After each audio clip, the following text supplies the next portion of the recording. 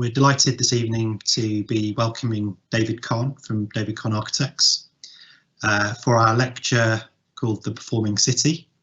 My name's Mike Dring. I'm the Deputy Course Leader for the M-Arch, and we're bringing you this lecture as part of our M-Arch Symposium today, and also as part of the Urban Cultures Research Group here at the Birmingham School of Architecture. Before I introduce David, I'm just going to pass over to Alessandro Colombano, the course leader for the M-Arch, who's just going to say a few words about the course. Hello, evening everyone, and welcome David Kohn for the lecture presentation. Just a brief kind of introduction to the day. Today we've kicked off semester 2 for our M-Arch architecture program. As Michael said, I'm the course director for the program. So we've had a kind of full day of presentations from students to kind of see the kind of range of work that we are undertaking at the moment and research. And there's been a broad kind of theme and scales and locations. Normally for these symposiums we often have a keynote speaker, so really delighted to have this talk today, one on a key project which we are seeing quite literally from our studio kind of windows, and one that will kind of gather a lot of interest as we see it develop. So I really appreciate David talking today, and I'll pass back to Mike, who will be able to kind of introduce the lecture properly. Thanks, Alessandro. So yeah, just to offer a little bit of an introduction really as to the background behind inviting David to speak to us. I first met David probably 2019 with Bushra and Mohammed, now of Studio Nyali, at their review of their units at Eastside Projects. Some of you may know Eastside Projects, self-defined as an artist-run multiverse, and it's with whom they're collaborating at Smithfield. And the students from the Architectural Association were exploring cultural participation through food, processes of destruction, and approaches to heritage, which is all very pertinent to the work that the studio are doing right now at Smithfield. The journalist Rowan Moore described David Kohn's work as scrupulous, serious, respectful of history, and work that's grounded in the lived experience of buildings and the facts of construction, with what he described as a deadpan surrealism. The office is now celebrating 15 years, and their work spans scales from the apartment interior to large regeneration projects, most recently published in the Red House and in the buildings at the Greenwich Design District. Their new college quad has started on site, an extreme kind of architecture in the tradition of the Oxford type. So I think we're going to hear a little bit about their approach to some of these projects this evening. And it looks like the practice is very busy with another round of recruitment currently going on, just to get the plug in there for the recruitment. This evening we're going to hear from David about their work in Birmingham. They were appointed through international competition in 2020. And they're working in collaboration, as I said, with Eastside Projects for Birmingham City Council and the developer Lend-Lease to rehouse the city's historic Broadway markets, which is a huge project, a £65 million project, will transform the cultural centre of the city. And it's something that's very pertinent to, in particular, my own design unit on the M-Arch. We're looking at a site in very close proximity in an area called Highgate, which for a long time has been really, as part of the background of the city, is now very much going to be in the forefront of development as that kind of expansion, that kind of begins to inflect on development elsewhere. So really happy to have you with us, David. I'm going to transfer over to you now, and welcome to Birmingham. Great, thanks Mike, Alessandro. Delighted to be here. I've got a 45 minutes slide presentation, and the work of the practice as a way to introduce this fantastic project we're working on in Birmingham with the city and Lend-Lease, collaborating with Eastside to build the new market halls. I've titled the lecture "The Performing City." This is a performance is a vehicle for looking at architecture, in this case, through kind of a multiple series of lenses, whether it's the performance of people within a market, both the traders and the visitors, to the surrounding city. To what degree do buildings perform? Do they have characters? To building performance, particularly in this day and age with the climate crisis, how well do our buildings perform in terms of carbon reduction? So I go to look at performance, the performing city, through playing, making and working in 5 acts. So that's 4 historic projects, and the 5th will be about Birmingham Smithfield. A bit of expectation management.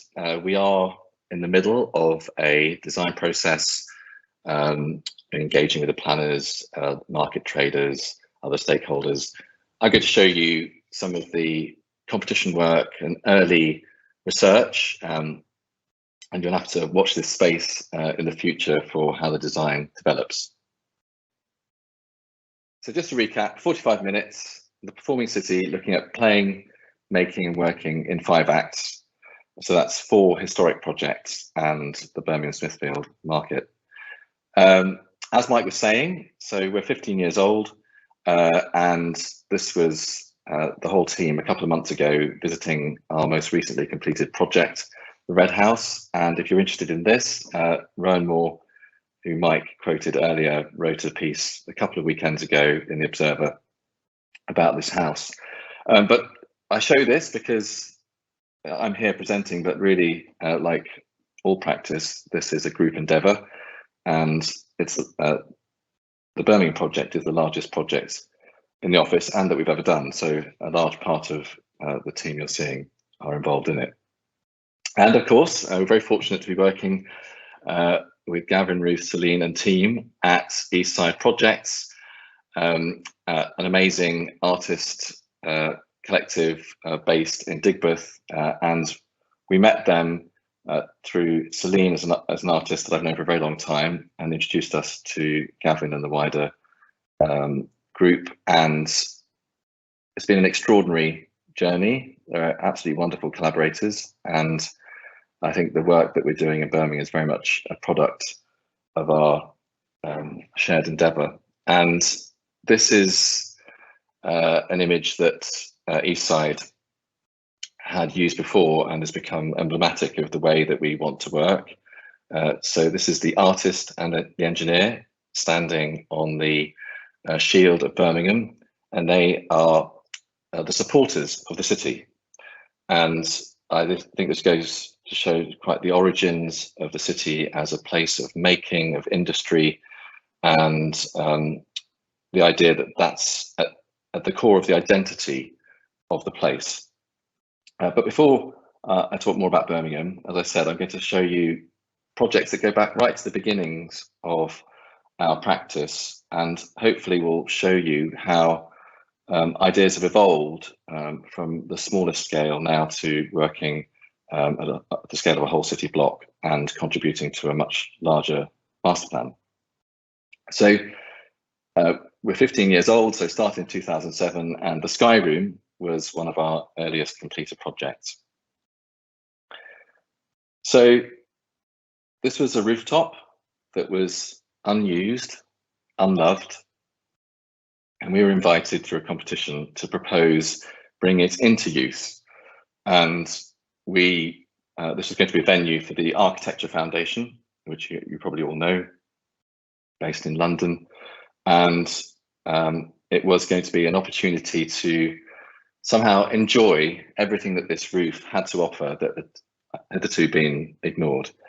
So this is the moment you arrive, and then there would be this room in which there could be all manner of events. You can see the city peering in over the parapet, and there would be little rooms surrounding it, and each of those rooms would capture a view. So a whole variety of scales of space with degrees of intimacy. And we worked closely with a contractor that we were working with on several projects at the time, and amazingly built a steel structure on a very tight floor plan that captured this idea of a central courtyard space and then rooms that leaned out to the city. And this was it completed. So it's by London Bridge Station on Tooley Street, and it was built as a temporary venue. It had an ETFE roof, and this kind of variety of rooms, one of which, perhaps more dramatically than others, projected over Tooley Street.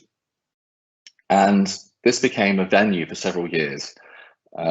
And these are the original competition drawings, explaining that it could be used in all sorts of different ways as a venue for, say, speech, theatre, performance, as a cafe. And this was it on completion. So you can see the structure. It had a double layer of copper mesh that gave this wonderful moire effect, and the views were to capture the things on the horizon that were most prominent in that part of London. And then there was a back of house with a space for a bar, loos, what have you. And this was the opening. And I think it was quite sweet the way you could see the buildings poking over the top, as we were saying, the Shard. You can tell it's 2010 because they're only as far as the concrete core. And it went on to be used for parties, lectures. We designed an inflatable roof that could fill the courtyard. And then later theatre seating, bleacher seating came. It had a life as a fully functioning bar restaurant for a while. And yeah, it was a wonderful project, and I suppose touches on these ideas of making space for performance, often space that has so many qualities, but until the point of the project, those qualities are not available to anyone. And I think certainly the site in Birmingham is so rich with possibility, and what we want to be doing is harnessing what's already there. I think what's interesting to see, the steel structure didn't go to waste. I looked online today, and this is a photograph of it converted into an office building. So the developer that sponsored the Architecture Foundation's venue did see long-term benefits eventually. And at the time, I wrote an essay about this kind of working, which I called Jiu-Jitsu Urbanism, which, if you're interested, it's online, but it talks about strategies that harness the existing potential of a place and redeploy it to greater effect. So moving on, this is another rooftop project, but was our first real taste of collaboration. And this is where there's some sound with this, and unfortunately you're not going to hear it, but we were very, very fortunate to meet and work with Fiona Banner, the artist who created this incredible work in the Duveen Galleries called Harrier Jaguar. She often deals with questions of power, the military, of colonialism, and this project took two defunct fighter jets that had seen active service in the Middle East and hung them within the Duveen. And our role as a practice was to help Fiona by doing the drawings to understand how could she fit these planes, which extraordinarily just fitted. And I think what was also extraordinary as architects and bringing our drafting to the project was to realize quite how extremely the form of the plane and the Duveen Galleries resonated. So you can see in the drawing, it's almost as though the profile of the building this neoclassical architecture has an intimate relationship to this death machine, which I think was very much some of the subjects and questions that Fiona is interested in raising. And there was a book on site which had a log of the plane's service. So it was both kind of exquisite and a beautiful installation, and deeply troubling as well. Anyway, having worked with Fiona, there was a competition for to create something for the Cultural Olympiad in 2012, and I was delighted. She said she'd happily collaborate, and this was the outcome: a room for London, a one-room venue for living architecture, and curated by Artangel. And this is the film where Fiona is telling you how this is a vessel or a receptacle or a platform for a stage for other people's experiences, other people's creativity, the kind of space we hope this is going to be. So anyway, that was all in Fiona's dulcet tones. And there's some lovely music playing, and this is some of you may have seen this before, but it's a video that describes the whole making of the project.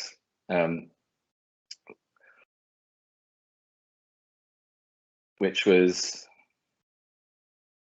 in a shed in Brighton by Millimeter, who are extraordinary. So, I mean, this is a real labour of love, and a lot of the form and the materials came through a reading of Joseph Conrad's novella Heart of Darkness, which was a story within a story set on the banks of the River Thames, of Marlowe describing a journey to the Congo. And there are lots of descriptions of a boat in the book, and this boat takes some references from that. So a riveted hull is described for one of the boats in the novel. I'm hearing the sound very loud in my ears while this is going on. Let's look at, oh, that's a bit better. And the idea of using this reference was that it might be possible in this space to talk about issues such as Britain's colonial history more directly during the Cultural Olympiad, and that this might broaden discussions about the place of London in the world at that time. And I think Artangel then took on that mantle and commissioned a series of writers in residence, musicians and artists, all of whom produced work in this venue, and I suppose to differing degrees explicitly engaged with the invitation to talk about a global Britain, but one that's very aware of its past.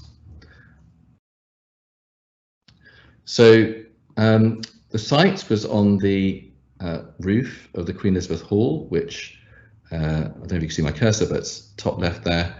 And we were interested in its future as maybe a much more compromised place, suffering from the climate crisis. And the boat on the roof, tragically, the image coincided with the tsunami in Japan, in which the news was full of boats on roofs. So it didn't seem so far-fetched to contemplate that this vessel, this vehicle, might be an opportunity to talk about the future of London too. This is the original Roi de Belge, a paddle steamer that Joseph Conrad piloted up the Congo several years before writing Heart of Darkness. And this is our little boat, and there are lots of references to Conrad, his story, opportunities for future visitors to connect to different aspects of this vessel. It had a living quarters below and a pilot room above. It could be reconfigured for 1 or 2 people, so the beds slid and along with the doors. There's a trap door in the ceiling to take you up to the writer's retreat, and I think really significantly there was an auditorium below, so any event that took place upstairs could be enjoyed by a large audience, and also it was all broadcast live online. And so things like Brian Cox, who you might now know better through Succession, was asked by Fiona Banner to put on a performance of Heart of Darkness in the boat. The estate of it was a script for Orson Welles' first film, and Orson Welles' estate only allowed Fiona to put on the play if it was never shown again. So you had to be there. We also created a logbook, which was on board. So every evening, a member of the public could book a night in between these writers in residence, and were given the opportunity to chart their own journey. And this has become a wonderful record. I mean, the boat was there intended to be there for 1 year, ended up staying for 3 by having its planning permission extended, and there's 3 years worth of visitors' musings on what they were thinking, what was their course that day. And there's online a program of music events, writers in residence, and again, there's a beautiful piece of music in a video. I will hear it. I won't spend too much time playing it, because so do go online afterwards. It's Andrew Bird, and I think it shows you how the bow that projected over the edge of the Queen Elizabeth Hall placed the performer somehow in the water. And I think it was also interesting the way they made this film, that you could see boats going by in the distance at different times, and passengers and what have you. But do go online, it's fantastic. So now coming to something more recent, and this is now moving up a scale. A couple of buildings that we're just completing. It says 21, it's actually 22. There's 2 buildings and one's due to finish next month. This is a campus of 16 buildings in Greenwich for developer Night Dragon, called the Greenwich Design District, and it's right by the Millennium Dome, as it was, the O2 Arena, and 16 buildings by 8 different architects.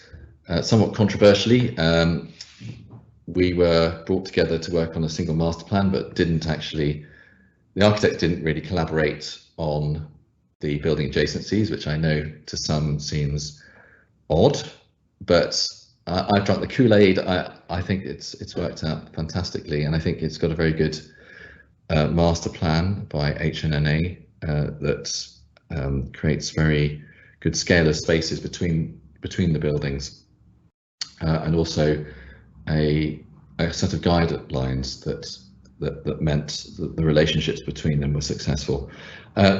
We made 2 buildings, which you can see here on the left, and one was certainly announced, the building, whether or not it was an entrance we'll come on to, with a second, and the 2 of them made that flank to the district and something of a street frontage. There's a couple of models that we made for the Royal Academy Summer Exhibition, and perhaps they quite clearly show how the buildings were composed, with a base course that varied between them. One very open on the left, the other more closed. The building on the right, you enter from the back. There then is this central portion which has this gridded facade, so that lines through, so that's, to our minds, mostly contributing to the sense of a street. And then they both had distinct tops, so there's this tripartite classical division. On the top of the left-hand building is this big sign, and on the right in the corner is a balcony. The little blue figures, we proposed to the client that they should also incorporate figurative sculpture, as this is very little chanced these days, and they have just put some in, which I'll show you in a minute. So the hope was that these would be creative buildings for creative occupants.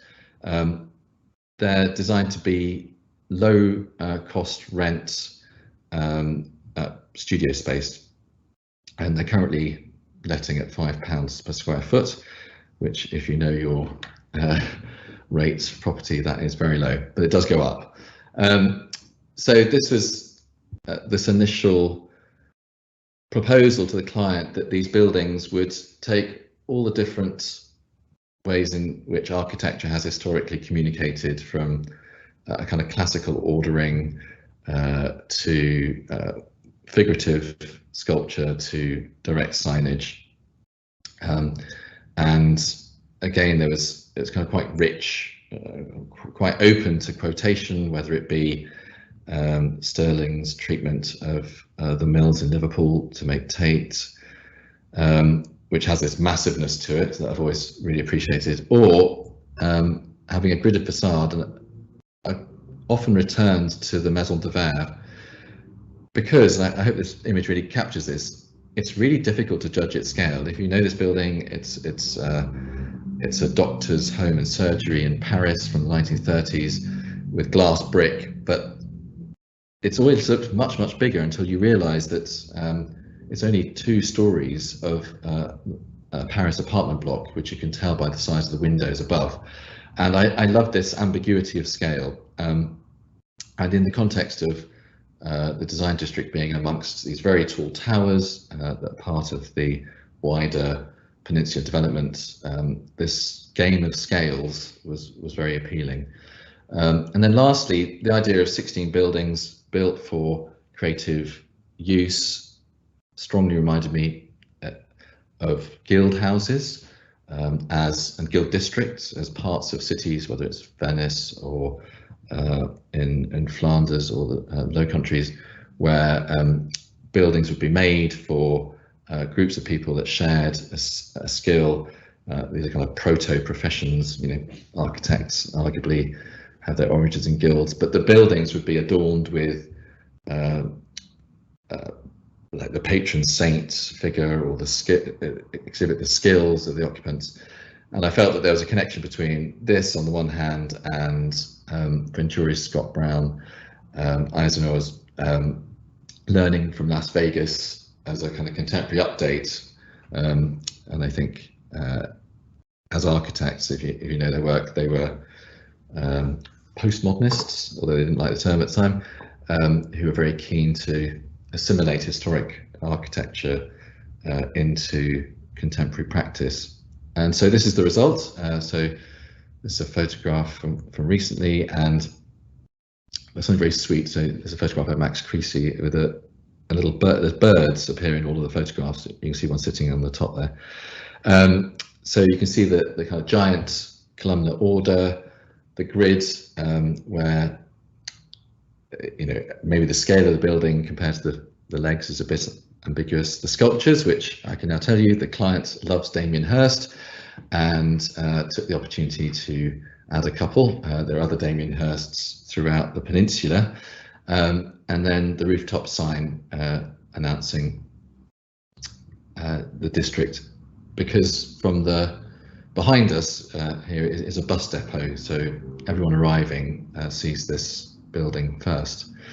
So here are all the different elements, and they provide affordable workspace.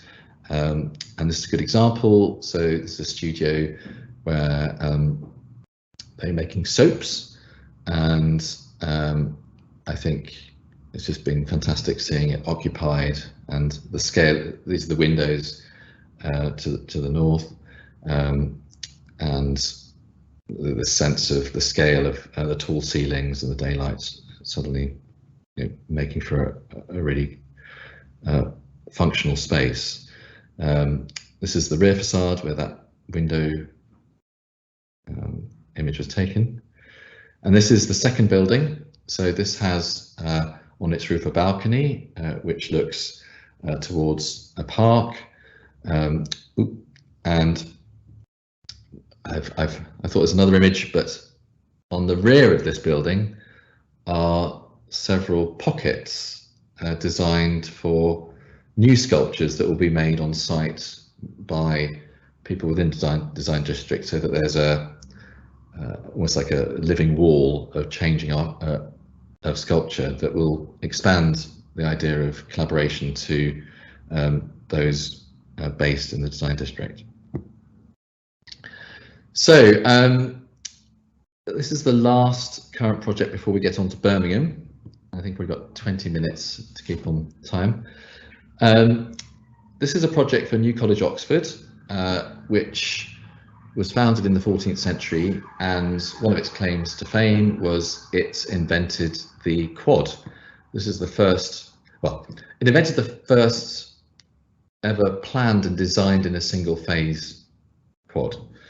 Prior to this, there were lots of buildings in the city that were given over to educating young men that had travelled for that, but they were separate buildings that had begun to agglomerate into something new. But this was the first time that there was a project to create an entirely new type of building, where, as you see in this image, there is a chapel, there's a master's lodge, there are all the student rooms, and a dining hall, a library as one building.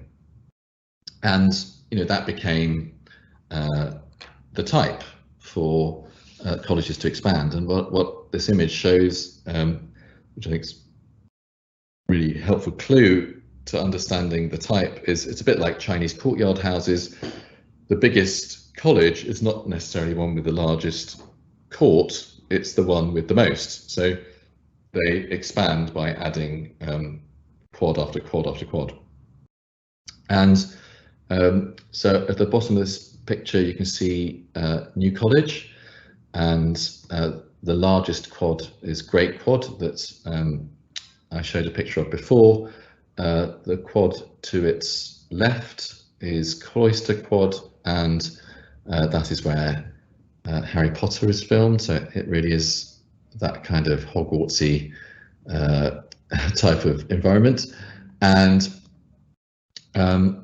we were very interested in the kind of glacial but nonetheless significant change to the building type over time, and how that mirrored changes to the relationship of the college to the outside world. So in 1403 it was very introverted. It was a cloister-like space in which a community could turn itself away from the city, be protected. There was a lot of trouble, violence between town and gown at that time.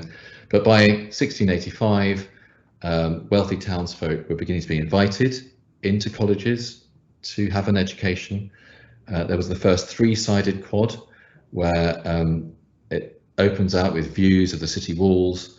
And when we entered the competition in 2015, we proposed that there would be a continuing opening up of the institution to the world, to nature, and that there would start to be a formal equivalence between landscape and building. And this is the building that arrived. So ours is this horseshoe in the center, and what it is doing is completing quads created by other buildings. So there's 3 south-facing quads. To the left, to the west, there's a quad for New College School, which was founded at the same time as New College in the 14th century. A central quad and an east quad, and then with a similar formal language in the bottom, so southeast corner, is a new tower, an accommodation building, and then a porter's lodge. And I think, the relevance of this to Birmingham, I think, is the kind of complexity of the site and the relationship to heritage, which I'll go on to explain. But here you can see the complex figure, but if you go back to the site plan, you can realise that the form is governed entirely by circumstance. So whilst it feels like something very willful and idiosyncratic, it is in every way adjusting to its context. The offset distances required to adjacent buildings, the roof lines that adjust to listed, the heights of listed buildings adjacent, the plan forms allowing the creation of these outer quads, and then the curved plan, which turns what is one of the smaller quads in Oxford into something that has a greater sense of interior than the form would naturally allow, by having this kind of swelling out to the north. And here you can see the variety of rooms that you get in the different views.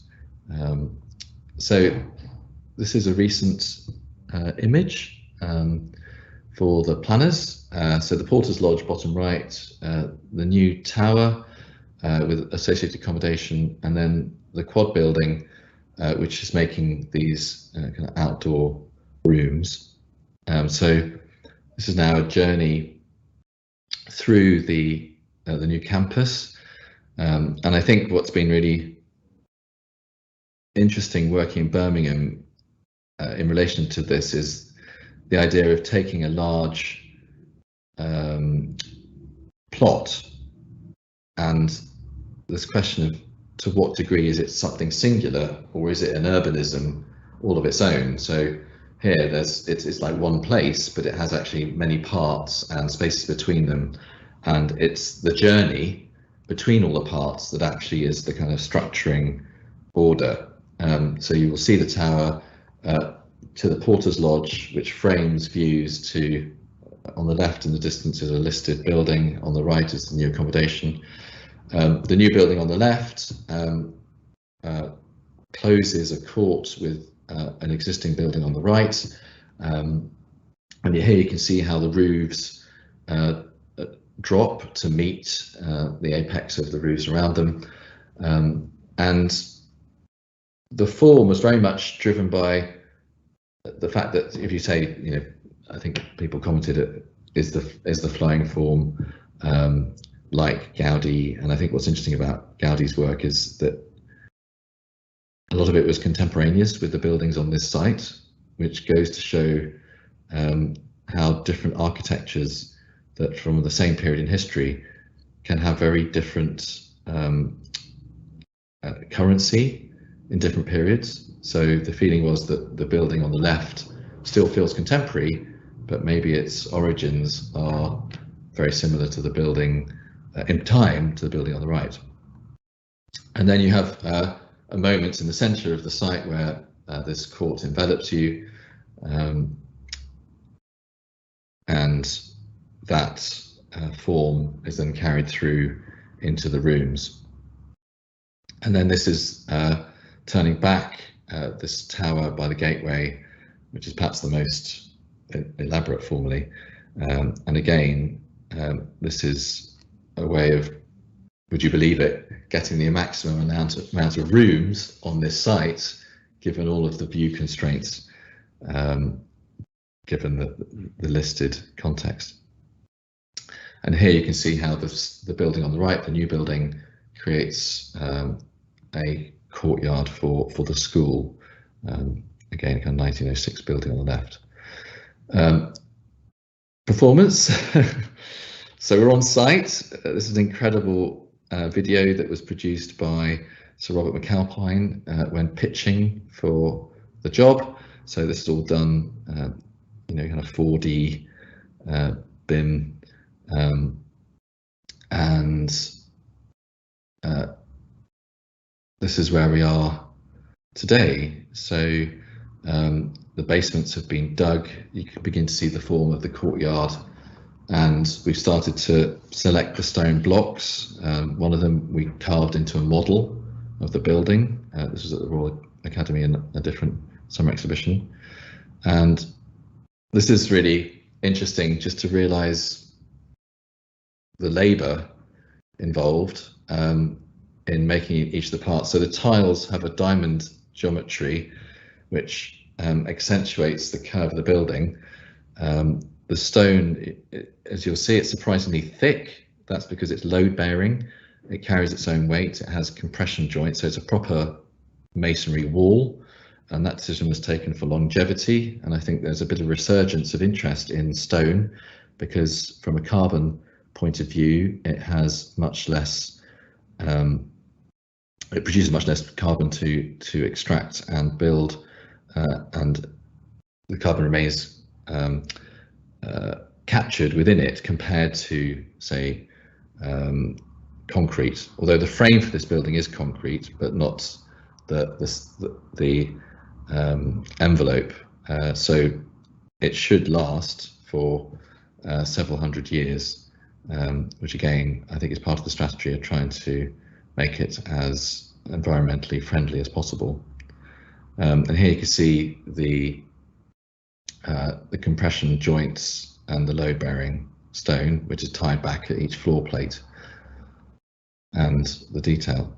So, I mean, this is a project that's got a couple of years to run, and Birmingham is one we're just starting, but I think there's no less ambition around how to make it, and I think making it, we hope, will be much more about perhaps local construction, sourcing of materials, and certainly Lend-Lease, the contractor, have committed to that.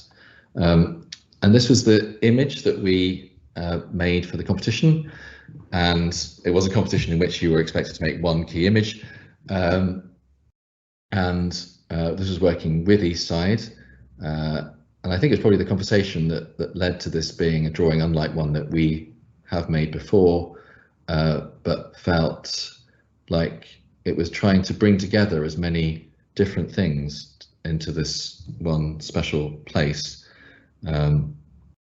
And this is an image that's in the public domain of the master plan. So I think crucially at the bottom here is the church, St Martin's, and the wedge-shaped building in front of it is, this is, I mean, a historic view that precedes our involvement, but the market proposal, and as you can see, it's part of a much larger redevelopment of what was the wholesale market site. Again, a drawing from the public, it's in the public domain, the church at the top there, the market beneath it, and then a larger master plan spreading to the south with large public spaces incorporated. So to return to this subject of collaboration and the supporters of Birmingham, the artist and the engineer, this is images from our competition entry in which we described the project of arriving at an outcome would be very much a journey where we would gather friends, have conversations, and it would be something done collectively. And I think it's very much the kind of ethos that we want to pursue, and one that we've started doing with these side projects. So starting from this idea of supporting the city, this was images from each of the contributing consultants, we have a wide team of structural engineers, service engineers, graphic designer, and each of them wanted to contribute some particular direction to the project, and that this would be then galvanized through making a building that brought together very varied spaces into something that we called a joyful convergence. And this was a drawing inspired by conversations with Price and Myers, and the idea that the structure might be something that is not just holding up the building, but providing also the servicing infrastructure, and it would perhaps be at a scale that could become spatial. That the roof would be an occupied space that would take advantage of the views of St Martin's, which is an important piece of heritage on the site. It might be somewhere where you could have education events. There's a cinema shown here. But then also associated with the market would be maker spaces, and Eastside have a great track record of establishing maker spaces in Birmingham, such as Steam House, and that there's this potential that things that have been made on site could then be sold in the market, and there would be this much closer relationship between production and consumption. The site, it's kind of extraordinary that there you can see St Martin's and the bull ring behind, and the foreground is what was the wholesale market. And I thought it was quite, reminded me of this image of Denise Scott Brown, just to tie it back to learning from Las Vegas, but then, it's a city with a deep history that actually is directly beneath the site. So you can see St Martin's there in the centre, but then to the south is the moat that was around the original manor house that the Birmingham family occupied, that is the beginnings of the city. And you can see through, this is an 18th century map, shows the growth of the city, the gradual decline actually of the properties within the moat, and that this is I think the last image of it before it was all demolished in the 18th century. And this is an extraordinary view now from the north. This is the bull ring, looking at St Martin's, which somehow feels like this extraordinary connective object that survived extraordinary change. So here, St Martin's in the north, the wholesale market. This is the building that has built in the 19th century and demolished, and making a site for this current development. So here you can see St Martin's there in the centre, and the bull ring to the north, the open space that is now, as you'll all well know, the bull ring shopping centre, and to the south was one of the markets. And I think what's been interesting for us is to, so the building there to the south, the red brick building, was a market building that subsequently became a hotel. But what's interesting is how civic the architecture is in a kind of Edwardian way compared to what we now know of the area, which, to go back to Denise Scott Brown, there's been a lot of very adventurous redevelopment over the last 70 years, in part due to bomb damage and changes in attitude to city making. But this is the building that was on the site that we're now looking at. So the new Corporation Market building, extraordinary confection. And this is what happened to St Martin's in the Second World War. And if you couple that with this was one of the other markets directly adjacent. So this was the Bullring markets from the 19th century, which Herbert Manzoni, in his project to reorganize the centre of the city for the motor car, demolished to make the inner ring road. And I think what's extraordinary that the church makes yet another appearance, and there's this extraordinary little sign on the right to the Bullring market. So you have this sense of a bit of city that really has been torn apart in different periods to remake it in a new image. This is a kind of interesting image because you can see how recently that Corporation Market building existed. I think this is from the 60s, and you can begin to see in the foreground as the early Bullring. And here again, the church top right makes an appearance, and you realise, you know, a completely different type of modernist urbanism, and of course, all the time, the continuity of trade and performance and life, and underneath it all is this, which is the original manor house, which we know roughly where some of it is. It was surveyed in the 1970s. It's beneath the site of the wholesale market, so that is something that we're looking at, understanding what role it might play in the future of the site. It's been really interesting looking at the history of even recent proposals. So this is the idea of a moat park, a park in the form of a moat from 2011, Joe Hollyoak.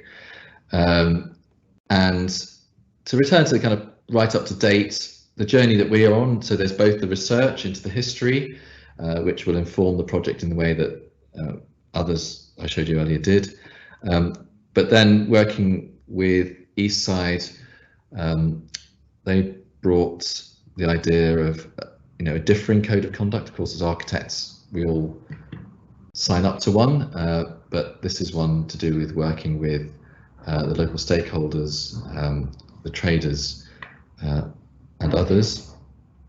And you know, Eastside have good form in working with the market. This was a project from several years ago, a competition to present fish to the public, of which this group won.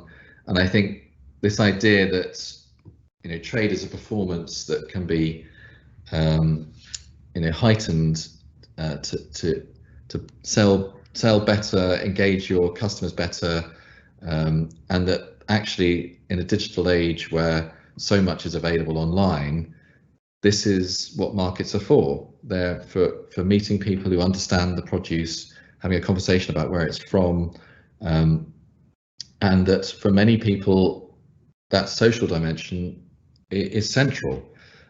We've actually toured the country looking at markets, and one thing that is common is some people are there every day because that's the civic space that they want to occupy. And we've been, this is the Eastside projects. You see Gavin in the foreground there. These are our students, which Mike referred to. So for the last couple of years, even before we started the work with Lend-Lease and the city, we've been working with Eastside on projects. So this was our students performing parts of Birmingham. They're dressed as different bits of city archaeology, and we've also started to make the most of the markets. This extraordinary sushi restaurant, which I can absolutely recommend.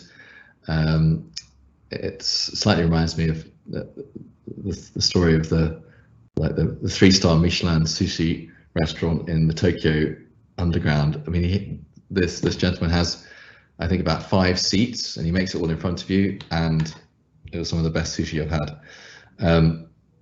This is some of the wider design team, and the point we're at now is beginning to work on expanding the consultation and design.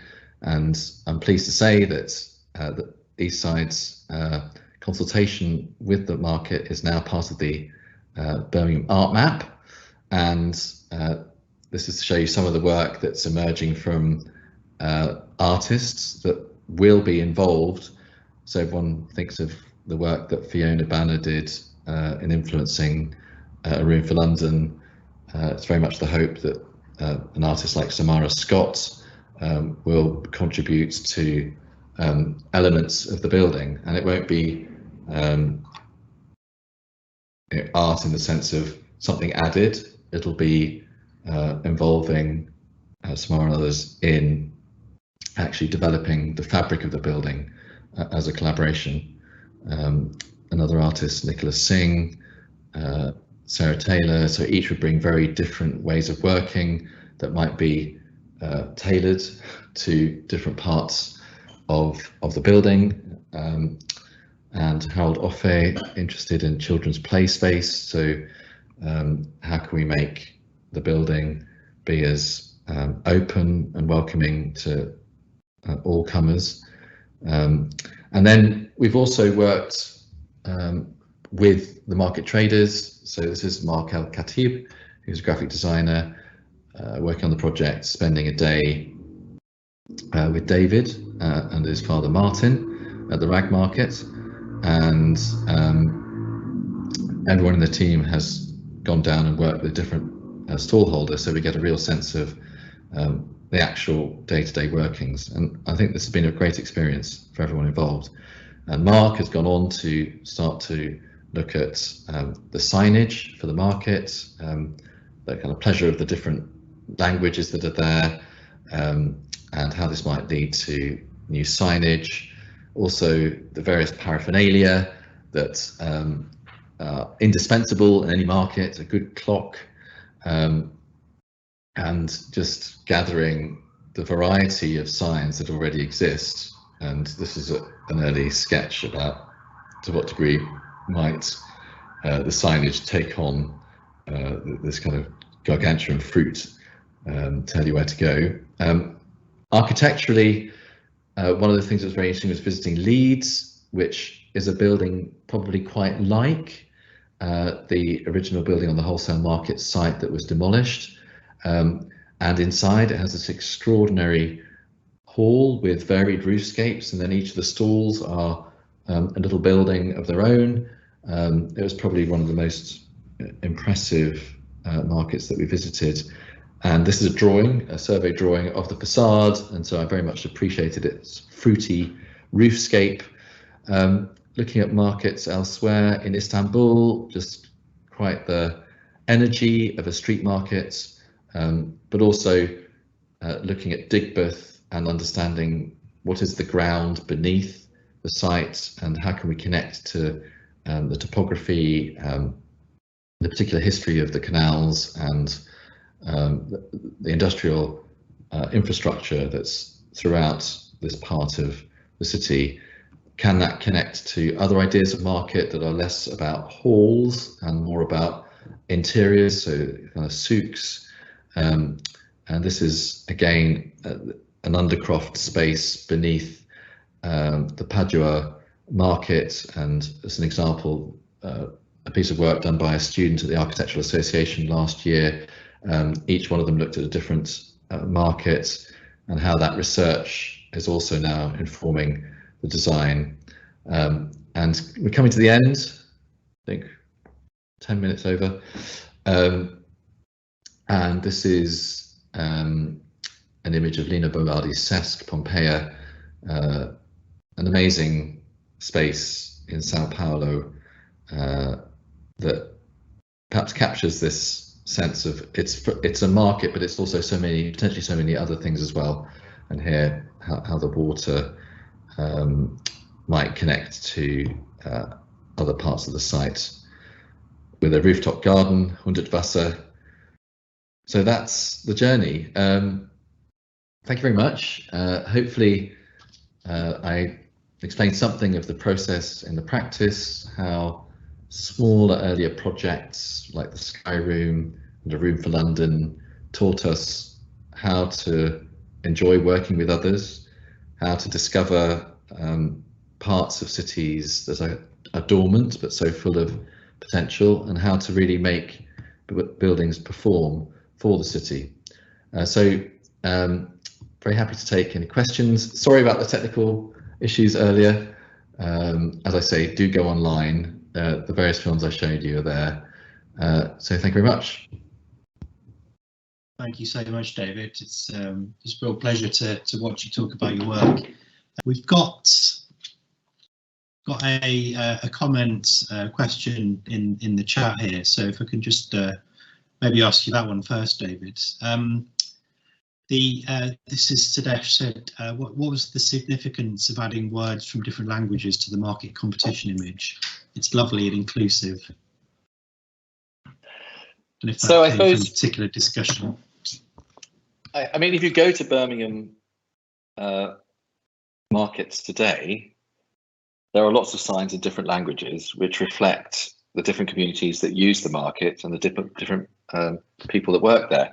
So I think it is both the reality of the place, but also very much the future that we want for Smithfield, that it continues to be this very diverse, heterogeneous place in which lots of different communities feel welcome.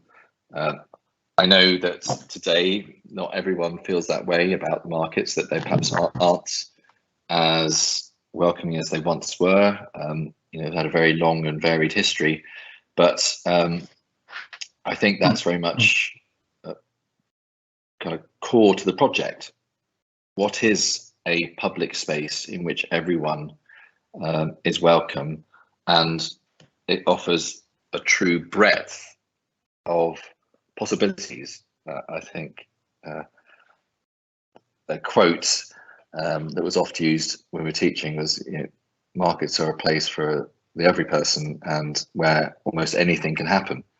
That was Carolyn Steele from a book, The Hungry City, which is very much about markets and their roles in cities. So I hope that explains something of the relevance of the languages. Thank you. Yeah, thank you. We've got a comment from Bob Ghosh, founder of K4 Architects. So he said, not a question, but more of a comment. I love the way that you work so closely with Eastside projects and directly with market traders. This is a true collaboration. I can't wait to see how this materializes. Thanks, David, for your insights into the process and your other projects. I think it's going to be really exciting. I think further down the line, perhaps when you're able to share perhaps more of the ongoing process. I think it's really great to get the insight today into, you know, what the founding principles are of your engagement with the city. I think that's really comes through in all of the work that you presented about how much you care about how you respond to the conditions that you're working within, whether it's in, I know, rooftop in London, or if it's kind of dealing with the tradition of the Oxford quads. You know, I think there's a real sense of understanding those conditions. Maybe if I can ask you a little bit of a question, and by all means, others, if you do want to post any questions, we've got a little bit more time if you want to ask those questions. Is the means by which your work is made, although the buildings that you presented are quite different, obviously, with the heavy stone facade and New College and the kind of the fritted glass, I think it was, in the facade of the Greenwich Design District. It seems to be a kind of an appropriate economy in operation in the project that I would imagine is difficult to hold on to as projects develop. Is that your experience, or do you have kind of great enough understanding from the outset of what you hold dear in a project, and do you think that's going to be a major concern in Birmingham in terms of trying to achieve the kind of qualities that you're seeking in the project, or is it more about the space and the openness in the markets project? Yeah, no, I think it's a good question. I think that questions of construction material are always critical to influencing the experience of places, and therefore one's understanding of the identity of places. And it's true that it's probably hard to make those things align, that the way something is made positively contributes to the place and resonates. So, and I think that's that's going to be no less a challenge in Birmingham. And I think we're just at the point of beginning to talk about these issues, and I think there needs to be a balance. Obviously, you want the highest quality, but at the same time, a market is a very provisional space that you want to really perform incredibly well economically. So I know that one of the biggest issues for market traders is the cost of a pitch, and the building can contribute to that. So the better the building achieves everything it needs to at a kind of economic price point, directly connects to the longevity of the market as a trading place. So it's trying to find that right balance. I think, given the world that we're in, addressing the climate crisis is very important, ensuring that we're using materials that reduce embodied carbon, and also potentially the opportunity for buildings, materials that could enter a circular economy in the future and be used for other buildings. I think that's all really significant, and hopefully if we get that right, the markets will really resonate with Birmingham and that place. And I mean, the point of showing all of the history is, the hope is that will all be available to you as a visitor. It won't be some forgotten story in the archives. It'll be something that you can feel and see and connect with. I think from the perspective of my own research, where I've been mapping the city over, well, really a couple of centuries, I guess, I think there's the kind of resistance to urban change and allowing things to be perhaps slightly inefficient and to become old and worn is not something that we're very used to in Birmingham. So particularly, as you mentioned, the post-war period with Manzoni's reconfiguring of the city through widespread infrastructural projects. I think that the idea of the transitory nature of the city is still very relevant and still very evident in the city. And I suppose what I'm intrigued by is in what ways this project might begin to offer some kind of fixed ground for the city. But we can't tell what might happen in 100 years' time. But it would be nice to think a building with the embodied carbon we put into it might last longer than the current market building, which is, what, I don't know, maybe 15, 20 years old. It's not particularly old building. I've got a comment from, sorry, I don't know if you wanted to respond on that at all. No, just to agree the sad fact of the existing buildings being relatively young as building, particularly in the conversation today, where you'd want them to really continue to be reused. But the other thing to say is that markets, more than most buildings, move about. So if you look at, I mean, we've studied markets in London, for example, and they've often the market as an institution has lasted, hundreds, if not 1,000 years. Markets as buildings, obviously, have moved often, half a dozen times during that lifespan. Yeah, I suppose the consistency of the trade activity on this particular site, though, is as you said, that exploration of the topography of the site is kind of really a relevant part of that story, I suppose. There's a question from Lyle. He said, fascinating talk, David. I wondered what role, if any, water might play in the proposed plan for Smithfield, especially given the River Ray is set to be revealed in another development close by. How important is it to have water in such a project? So we're doing a piece of work for a client in Hong Kong at the moment, and I can tell you feng shui is something I'm thinking a lot about, and water is always critical. And yeah, I think definitely there's a lot of conversations around water on the site, whether that will be with features within public spaces that are connected by water courses, whether that will be visible within the building. I think very much it's part of the discussion, and I think everyone's keen that it's done in a way that feels authentically about the site and to avoid it feeling superficial. And I think that's probably the challenge, is we feel it's a good thing to do, but I think we're at the point now trying to work out exactly how will that connect to the history of the place, and probably not every feature that might involve water is right. So that's probably where we're at, is trying to get the right scale and level of water feature. But I think it will be in the project, yes.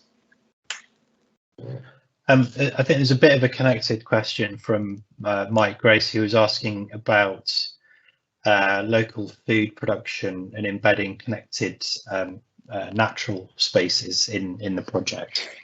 And obviously, you know, as you've just been saying, it's got to be a kind of something with integrity. So if you're going to bring water into the site, it needs to kind of respond to either the kind of topology or the natural course. And has there been any thought about local food production or that connection between people and the history of that site at all? Sure. At the competition stage, we advocated that there would be growing on site, and that it may have an educational dimension in which, I mean, the particular story that we told was, is it possible that schools might visit the market in the future, and the opportunities to grow things would allow a kind of educational dimension to the project. I think what we're conscious of is that probably the realities of growing enough conventional produce to sell on site is that it's just probably not a big enough area, but that there are, I think at the competition we were like, there are particular crops that you can grow and sell on site, for example, herbs, so that we imagine it's more a site that might have gardens that are about sharing and instructing and educational purposes rather than food production per se, but that with that knowledge you might go back to your school or to your allotments, and it might influence what you grow there. And so then it's connected to a wider story about food, Birmingham, you know, changing eating habits, and you know, the broader impact that a market can have on a community. Great, thank you. I think Alessandro, did you have a question you were going to ask? Yeah, it's I guess it touches upon perhaps some of those last aspects of water and food, but I really enjoyed the kind of build up leading up to the Birmingham project with different scales and typologies. I've got a few points really. One of it was whether in your research you'd come across the competition entry from Richard Rogers for the Millennium Project for the Library of Birmingham, which was going to be near East Side. And Right, no. because it's what's interesting about it, and perhaps past projects in Birmingham, but also some of your conceptual drawings, was it seems like the Smithfield project has a kind of technosphere, or kind of, I don't want to quite say high tech feel about it. There's a playfulness to it, more than that. But I kind of see other references in, like, Non-Stop City, and so on. There's this idea of the future, and but a playful way with it. And some of your images have shown that kind of in the past, the city has been kind of ripped up and started again. Often the people who have been able to kind of have that hand to play with the city have been in a quite privileged position. So I guess part of the question would be, how do you see the kind of the future vision of the market? One that perhaps beyond that we can't anticipate at the moment. Some of it might be food and water, for example, like people have mentioned. But also, are you kind of looking at adapting strategies for change, and how much do you control that now, or how much are you kind of able to kind of encourage, facilitate later on, or do you just let it happen naturally? I mean, there's lots of bits of the question. I'll talk about like kind of design thinking at the moment, and hopefully it'll kind of connect with what you asked. I mean, I think market buildings do, in their very nature, have a kind of flexibility needed of them. I mean, you could argue that some of the limitations of the buildings that currently house the markets, and the reason why they're going to be demolished, is that they're not very flexible. I mean, there are large parts of them that don't have daylight, for example, that are not naturally ventilated, that that are very expensive to run, and those costs are passed on to traders. And I think the hope is that the new buildings will create a genuinely flexible environment in which it can be reconfigured and used by different traders in the future without the need for significant investment. That the building is thought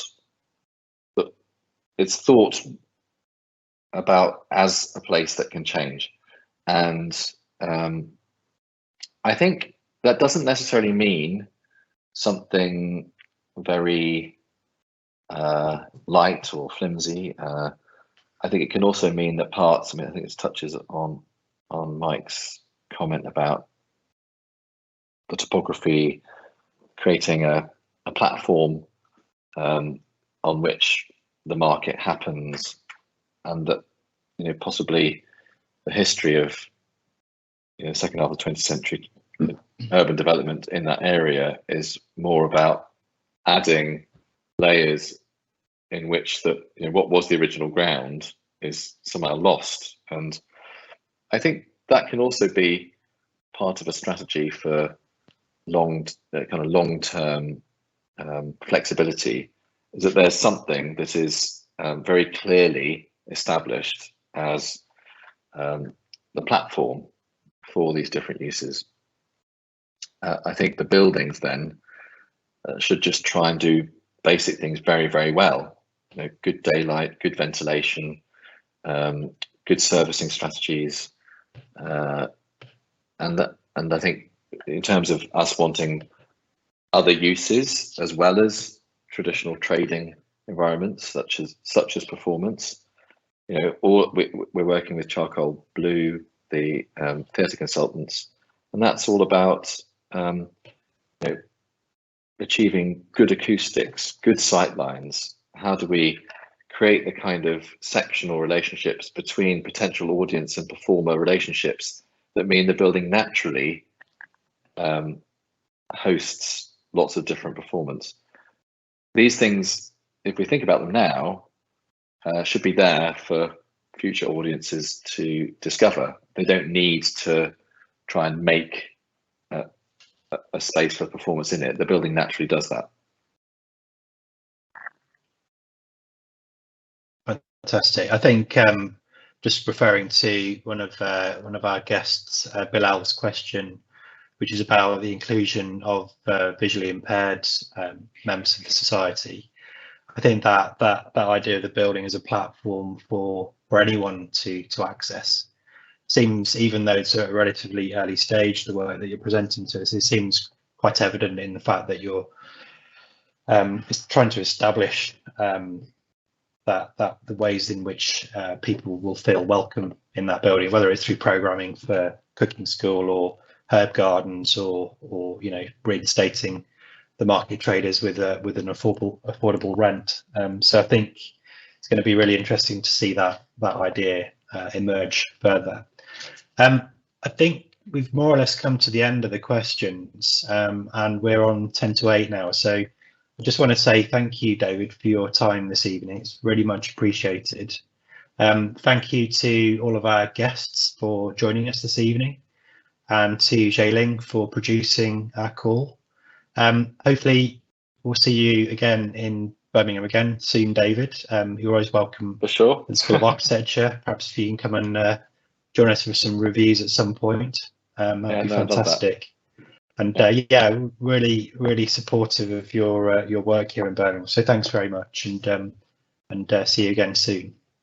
Well, thanks very much for the invitation. Yeah. Fantastic. Okay. Okay. Bye, everyone.